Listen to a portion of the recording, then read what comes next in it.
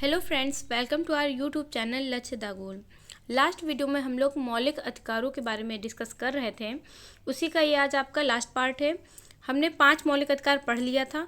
इस वीडियो में हम आपका जो छठा मौलिक अधिकार है, संवैधानिक उपचारों का अधिकार, इसके बारे में डिस्कस करेंगे। इसके अलावा जानेंगे कि वो कौन से मौलिक अधिकार हैं जो केवल भारतीय नागरिकों को प्राप्त हैं और कौन कौन से मौलिक अधिकार भारतीय और विदेशी दोनों नागरिकों को प्राप्त हैं।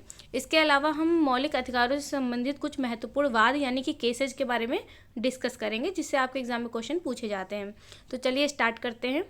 आपका छठा मौलिक अधिकार है संवैधानिक उपचारों का अधिकार। देखिए, ये मौलिक अधिकार आपका सबसे इंपॉर्टेंट है बाकी के 5 मौलिक अधिकारों से ज़्यादा।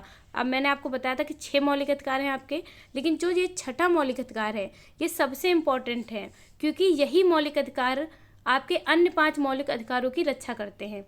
जैसे कि अगर आपके जो 5 मौलिक अधिकार हैं, समानता का, स्वतंत्रता का, इनमें से किसी का भी हनन होता है यानी उल्लंघन होता है तो आप सीधे सुप्रीम कोर्ट या हाई कोर्ट जा सकते हैं। ये अधिकार कौन देता है? आपका छठा मौलिक अधिकार। ठीक, तो अब इसमें ये देखना है कि किस अनुच्छेद के द्वारा आप हाई कोर्ट जा सकते हैं और किस अनुच्छेद के द्वारा आप सुप्रीम कोर्ट जा सकते हैं।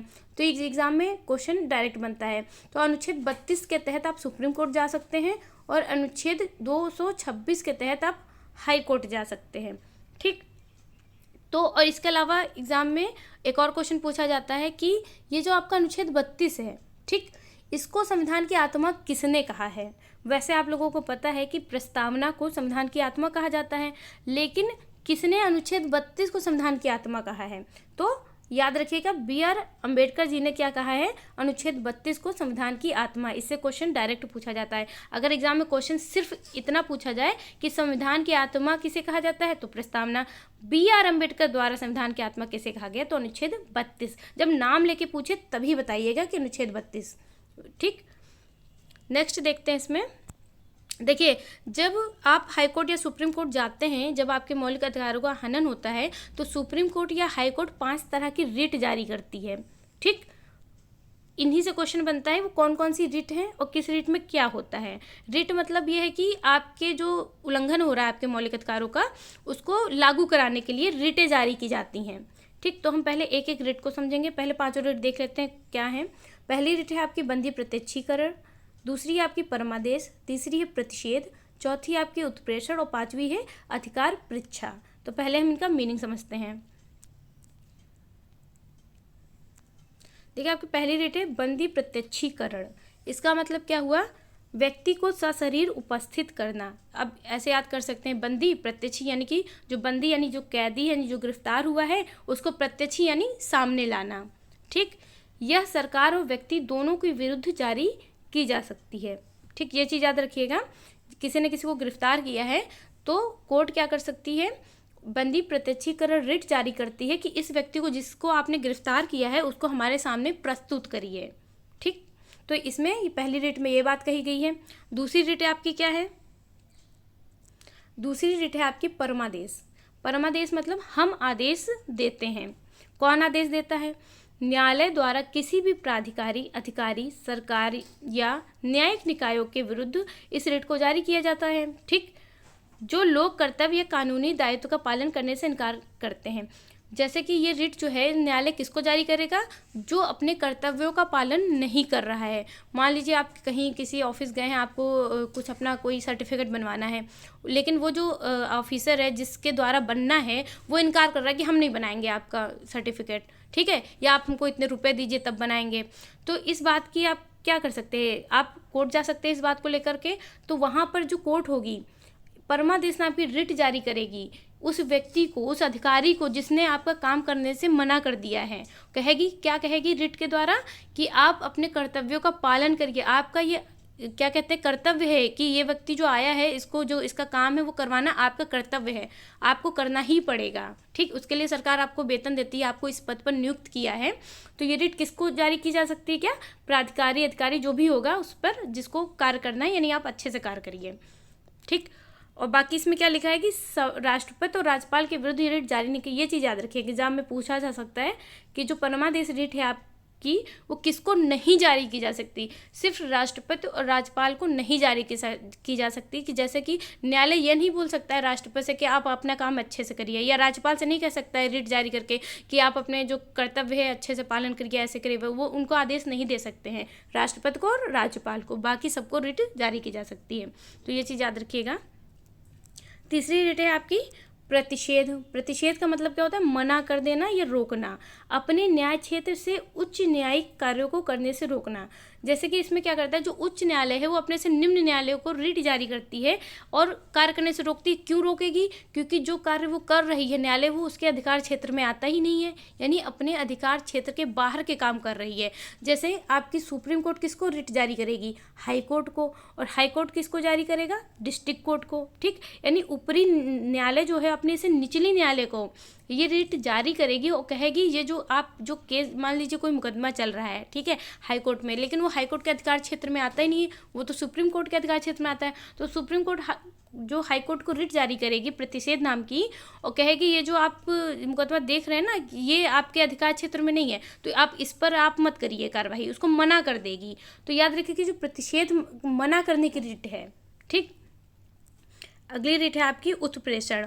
देखिए उत्प्रेषण में क्या होता है कि मंगा लेना, उसमें प्रतिषेध में तो खाली मना किया था कि आपके अधिकार क्षेत्र में नहीं है और आप ये इस पर कार्रवाई मत कीजिए, या आप ये मुकदमा आप मत सुनिए, उसको खाली रोक दिया था। लेकिन इसमें क्या है, रोकने के साथ साथ क्या किया है, अपने पास मंगा लिया है। जैसे हाईकोर्ट में कोई मुकदमा चल रहा है तो सुप्रीम कोर्ट रिट जारी करेगी कि ये जो मुकदमा आपके यहाँ चल रहा है ये आपके बस का नहीं, आपके अधिकार क्षेत्र में नहीं है, आप ऐसा करिए, इस पर कार्रवाई मत करिए, हमारे पास भेज दीजिए, हम देखेंगे ये मुकदमा, हम देखेंगे इसमें क्या किया जा सकता है। तो अपने पास मंगा लेना, तो कौन सी रिट है, उत्प्रेषण रिट। याद रखिएगा, दोनों एक साथ याद करिए, प्रतिषेध मतलब मना कर देना और उत्प्रेषण मतलब मंगा लेना अपने पास। ठीक, उच्चतम न्यायालय किसी लंबित मामले को सुनवाई के लिए अपने पास मंगा सकता है।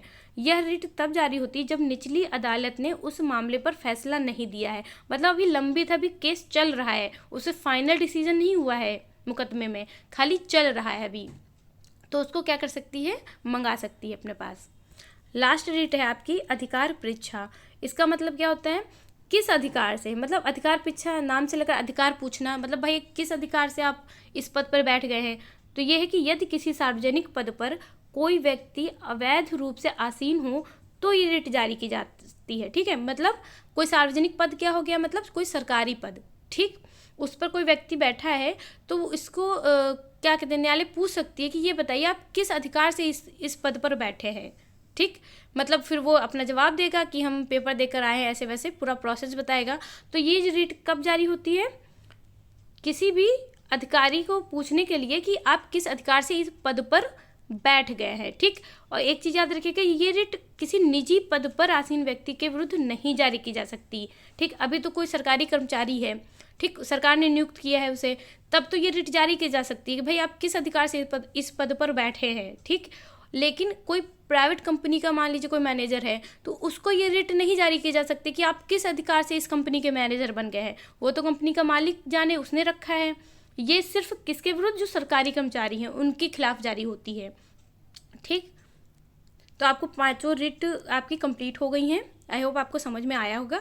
अब हम जानते हैं कि वे कौन से मौलिक अधिकार हैं जो केवल भारतीय नागरिकों को प्राप्त हैं और कौन कौन से दोनों को प्राप्त हैं, यानी विदेशी और भारतीय दोनों को। तो पहले हम जान लेते हैं कि केवल भारतीय नागरिकों को प्राप्त मौलिक अधिकार। देखिए ये कम हैं, 5 ही हैं आपके, तो आप ये याद कर लीजिए, ये अपने आप ही याद हो जाएगा। मतलब इनको छोड़ करके जो भी होंगे वो आपके सब क्या होंगे, भारतीय और विदेशी दोनों को प्राप्त। तो हम पहले देखते हैं कि केवल भारतीयों को प्राप्त मौलिक अधिकार कौन से हैं आपके, 15, 16, 19, 29 और 30। 15, 16 आपको बताया था हमने, क्या है, समानता के अधिकार में आपका आता है। ठीक, 19 आपका क्या हो जाता है, जो अभिव्यक्ति एवं वाक्य की स्वतंत्रता जो है, और 29, 30 आपके क्या है, केवल अल्पसंख्यकों को प्राप्त अधिकार। मैंने आपको बताया था शिक्षा एवं संस्कृति का अधिकार। ठीक, 29 और 30 ये बहुत इंपॉर्टेंट है, एग्जाम में से क्वेश्चन डायरेक्ट पूछा जाता है। वे कौन से मौलिक अधिकार हैं जो केवल और केवल क्या, अल्पसंख्यकों को प्राप्त हैं। तो ये हैं आपके 29 और 30, इन्हीं को बोलते हैं शिक्षा एवं संस्कृति से संबंधित स्वतंत्रता। ठीक, नेक्स्ट देखिए आपका है कि भारतीय एवं विदेशी नागरिकों को प्राप्त मूल अधिकार। तो इनको पाँचों को छोड़कर जो बाकी हैं आपके सब क्या हैं, दोनों को प्राप्त हैं। जैसे आपका क्या है, ये जो 14 है जहाँ आपका समानता के अधिकार में आ जाता है। बाकी आपका 20 से 22 ये सब आपके स्वतंत्रता के अधिकार में आ जाते हैं। 23-24 आपका शोषण के विरुद्ध अधिकार है और 25 से 28 तक आपका धार्मिक स्वतंत्रता का अधिकार है। ठीक, तो ये सब अधिकार जो हैं भारतीय विदेशी दोनों को प्राप्त हैं। ठीक, अगला है देखिए मूल अधिकारों से संबंधित महत्वपूर्ण वाद यानी केसेज। तो इनसे एग्जाम में क्वेश्चन पूछा जाता है कि पहली बात तो उनको याद रखिएगा कि किस वर्ष क्या क्या केसेज आए। और ये जो वाद हुए हैं, वाद विवाद मौलिक अधिकारों को लेकर, ये मोस्टली इस बात पे हुए हैं कि मौलिक अधिकारों को परिवर्तित किया जा सकता है या नहीं, मतलब संशोधन द्वारा मौलिक अधिकार को संसद बदल सकती है कि नहीं बदल सकती है। तो इसी बात पर सारे आपके विवाद हुए हैं। तो एक एक करके हम समझेंगे। देखिए पहला वाद है आपका शंकरी प्रसाद बनाम भारत संघवाद 1951। पहली बात तो इसकी डेट याद रखिएगा। शंकरी प्रसाद बनाम भारत संघवाद कब आया? 1951 में आया। इसमें क्या बात कही गई? सुप्रीम कोर्ट के अनुसार संसद को अधिकार है कि वह मूल अधिकारों में संशोधन कर सकती है। अनुच्छेद 368 के अंतर्गत संशोधन विधि नहीं है। ठीक, देखो इसमें मेन बात आप बस एक चीज़ याद रखिएगा कि किस में संशोधन कर सकती, किस वाद में कहा गया और किस वाद में कहा गया संशोधन नहीं कर सकती। तो आप शंकरी प्रसाद में याद रखिएगा कि संसद जो है वो मूल अधिकारों में संशोधन कर सकती है। इस बात को आप याद रखिएगा, एग्जाम में ऐसे ही पूछा जाएगा। तो इस बात में कहा गया कि संसद मूल अधिकारों में संशोधन कर सकती है। क्यों कर सकती है? क्योंकि अनुच्छेद 368 के तहत यह एक विधि नहीं है। जब विधि नहीं है तो संसद आराम से कर सकती है। देखिए इसका मतलब ये हुआ जो अनुच्छेद 368 में आपके संशोधन की विधि दी गई है, देखिए उसमें जो है बहुत ज़्यादा टफ है संशोधन करना। ऐसे आप संविधान को आसानी से संशोधित नहीं कर सकते। पहले आपको क्या आधे से ज़्यादा आपके राज्यों के अनुमोदन भी चाहिए, फिर संसद में आपके दोनों सदनों में बहुमत भी चाहिए, तो काफ़ी लंबा प्रोसेस है। लेकिन इसमें कहा गया कि ये विधि नहीं है इस अनुच्छेद के तहत, यानी संसद जो है आसानी से साधारण बहुमत से संशोधन कर सकती है। ठीक, तो इसी बात पर ये केस पहले हुआ शंकरी प्रसाद, तो याद रखिएगा इसमें कहा संशोधन कर सकती है। अब दूसरा बात देखते हैं उसमें क्या कहा गया। इसमें क्या किया, पूर्ववर्ती निर्णय को दोहराया। देखिए सज्जन सिंह बनाम राजस्थान सरकार वाद जो 1965 में हुआ था, उसमें भी ये बात कही गई कि हाँ जो संसद है वो मूल अधिकारों में संशोधन कर सकती है।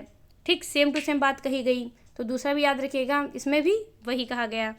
तीसरा आपका केस है, महत्वपूर्ण है ये बहुत ज़्यादा, गोलकनाथ बनाम पंजाब सरकार। ये बहुत इंपॉर्टेंट केस है, इसका ईयर भी याद रखिएगा 1967। ठीक, इसमें क्या कहा गया कि पूर्ववर्ती निर्णय को पलट दिया।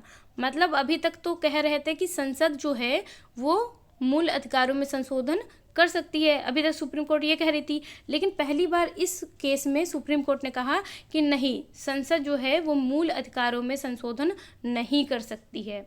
ठीक, और इसमें क्या बताया गया कि अनुच्छेद 368 के तहत किया गया संविधान संशोधन एक विधि है। विधि है मतलब उसमें आधे से अधिक राज्यों का अनुमोदन भी चाहिए, ऐसे संसद ही केवल नहीं कर सकती है। तो काफ़ी लंबा, काफ़ी टफ प्रोसेस हो गया। ठीक, और अनुच्छेद 13(2) के तहत इसकी भी न्यायिक समीक्षा की जा सकती है। अनुच्छेद 13(2) में लिखा है कि जो एक विधि है, जो विधि की क्या न्यायिक समीक्षा हो सकती है। तो अगर संशोधन करती है तो न्यायालय क्या करेगी, उसकी न्यायिक समीक्षा करेगी। अगर संविधान का उल्लंघन कर रहा है तो रद्द भी कर सकती है। ठीक, तो कुल मिला के आपको ये याद रखना है कि गोलकनाथ बनाम पंजाब सरकार राज्य में क्या कहा गया सुप्रीम कोर्ट द्वारा कि संसद मौलिक अधिकारों में संशोधन नहीं कर सकती है। ठीक, इस बात को याद रखिएगा। अगला केस देखते हैं। देखिए 13(2) में क्या लिखा है ये समझ लेते हैं कि सरकार के द्वारा ऐसी किसी भी विधि का निर्माण नहीं किया जाएगा जिससे मूल अधिकारों को छीन लिया जाए या उन्हें कम कर दिया जाए। ठीक, यदि राज्य ऐसी विधि का निर्माण करती है तो न्यायपालिका उस विधि की न्यायिक समीक्षा कर सकती है और मूल अधिकारों का उल्लंघन होने की स्थिति में उस विधि को अवैध या असंवैधानिक घोषित कर सकती है, जो मैंने अभी आपको बताया था। देखिए चौथा केस देख लेते हैं। चौथा केस है आपका 24वां संविधान संशोधन 1971। देखिए केस नहीं है, संविधान संशोधन है। ठीक, केस में तो नहीं कर सकते थे, तो क्या किया गया 1971 में एक संविधान संशोधन किया गया। 24वां संविधान संशोधन वो इसीलिए हुआ ही था कि ताकि इसमें संसद को अधिकार मिल जाए कि हाँ कर सकती है। तो इसमें लिखा है इसके तहत अनुच्छेद 13(4) और 368(1) नए अनुच्छेद जोड़े गए। ये 2 नए अनुच्छेद कब जोड़े गए हैं? आपके 24वें संविधान संशोधन 1971 द्वारा। देखिए अब दोनों अनुच्छेदों में है क्या, 13(4) में लिखा है कि 368 के तहत किया गया संविधान संशोधन विधि नहीं है, अतः मूल अधिकारों में भी संशोधन किया जा सकता है। मतलब ये बात अनुच्छेद में ही जोड़ दी कि संसद जो है वो मूल अधिकारों में संशोधन कर सकती है। ठीक, 368(1) में क्या लिखा है कि अनुच्छेद 13(2) और अनुच्छेद 368 की सीमा को बाधित नहीं करेगा। यानी जो इसमें लिखा था ये अनुच्छेद 368 की सीमा को बाधित ही नहीं करेगा। यानी कि कुल मिला के सेंस इसका यही निकल रहा है कि जो संसद है वो मूल अधिकारों में संशोधन कर सकती है। ठीक, तो ये चीज़ याद रखिएगा। देखिए लास्ट केस है आपका, बहुत इंपॉर्टेंट है ये, केशवानंद भारती बनाम केरल राज्यवाद 1973। देखिए ये बहुत ही ज़्यादा इंपॉर्टेंट है क्योंकि इसमें सबसे ज़्यादा जजों ने मिलकर फैसला दिया था। कितने? 13 जजों ने। और इसका ईयर भी याद रखिएगा, क्या है इसका? 1973। ठीक, अप्रैल 1973 को सुप्रीम कोर्ट की 13 जजों की बेंच ने 7-6 के बहुमत से फैसला दिया और स्पष्ट किया कि संसद संविधान के किसी भी भाग में संशोधन कर सकती है, लेकिन संविधान के मूलभूत ढांचे में कोई परिवर्तन नहीं कर सकती। ये संविधान संशोधन बहुत ही ज़्यादा इम्पोर्टेंट है इसलिए क्योंकि पहली बार इसमें मूलभूत ढांचे का सिद्धांत दिया गया था। इसी को बोलते हैं आधारभूत ढांचे का सिद्धांत, basic structure of the constitution. पहली बार इसी वाद में दिया गया था, तो इस वजह से ये केस बहुत ज़्यादा इंपॉर्टेंट हो जाता है। तो इसमें क्या बात कही गई है कि संसद जो है वो संविधान के किसी भी भाग में मौलिक अधिकार क्या पूरे संविधान में कहीं भी संशोधन कर सकती है, लेकिन वो संशोधन ऐसा ना हो कि जो संविधान का जो मूलभूत ढांचा है, जो स्ट्रक्चर है, वही बिगड़ जाए। अब मूलभूत ढांचा क्या है जो संसद बदल नहीं सकती है? देखिए मूलभूत ढांचा मतलब जिस पर हमारा संविधान टिका है, क्या? जैसे धर्मनिरपेक्षता हो गया, भारत एक गणतंत्र है, एक लोकतंत्र है। मतलब संसद कभी ये नहीं कर सकती है कि लोकतंत्र से उठा के कह दे आज से भारत में राजतंत्र है, ठीक, या धर्मनिरपेक्ष की जगह कह दे कि आज से भारत हिंदू राष्ट्र है या मुस्लिम राष्ट्र है। ये सब संसद नहीं कर सकती है, कभी संशोधन नहीं कर सकती, क्योंकि ये सब मूलभूत ढांचे के पार्ट हैं। जो हमारा मूलभूत ढांचा है वो संसद कभी भी परिवर्तन नहीं कर सकती। जैसे मौलिक अधिकार है, मौलिक अधिकार में शब्दों में परिवर्तन कर सकती है, लेकिन उनका सेंस कहीं ऐसा ना हो जिसमें हमें मौलिक अधिकार क्या हो, कम हो जाए या उनको उल्लंघन हो मौलिक अधिकारों का, बल्कि उनको और मजबूत कर सकती है। ठीक, मतलब संशोधन कहीं भी करे लेकिन वो कोई निगेटिव इम्पैक्ट ना डाले वो संशोधन, क्योंकि हमारा बेसिक स्ट्रक्चर कैसा है कि सबकी समानता हो, स्वतंत्रता हो, अच्छी अच्छी चीज़ें हैं ना, तो वो चीज़ उल्लंघन ना हो, बाकी चाहे जहाँ संशोधन करें। तो ये बात किसमें कही गई? केशवानंद भारती बनाम केरल राज्यवाद 1973 में। ठीक, और इसमें क्या कहा गया कि इस वाद में सुप्रीम कोर्ट ने 24वें संविधान संशोधन को वैध माना। मतलब 24वें में कहा था कि कर सकती है संशोधन, तो इसमें भी कहा हाँ ठीक है कर सकती है संशोधन संसद, लेकिन बस मूलभूत ढांचे का उल्लंघन ना हो, बाकी चाहे जो संशोधन करें। ठीक, तो एक बार रिवीजन आप लोग कर लीजिएगा। आई होप आपको आज का वीडियो समझ में आया होगा। अगर कोई भी डाउट है तो आप कमेंट बॉक्स में पूछ सकते हैं। इसके अलावा इस वीडियो का PDF आपको हमारे टेलीग्राम चैनल पर मिल जाएगा। तो चलिए ठीक है, मिलते हैं नेक्स्ट वीडियो में। Thank you.